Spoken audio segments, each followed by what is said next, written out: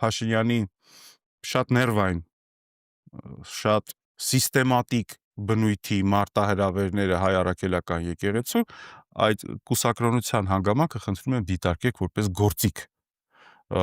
ինչպես հասնել եւ ինչպես վարկաբեկելու գործիք, այլ ոչ թե մի սկզբունքային հարց։ Բարձր չէ, որ Փաշինյանի որևէ սկզբունքային հարցեր ուղղակիորեն առավել եւս արժեքային հարցեր չեն հետարկվում, նրան հետարկվում է բացառապես իր քաղաքական շահը։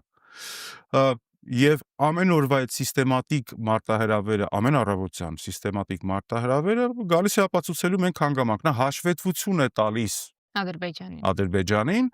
որ ես պարտավորվածությունս կատարում եմ, իջեցնել եւ համահարթեցնել ողջ հայաստանյան քաղաքական բնույթը եւ հանգամանքը, միայն թե ես կարողանամ ունենալ այն փաստաթուղթը, որը որ կտա ինձ վերարտադրության հնարավորություն։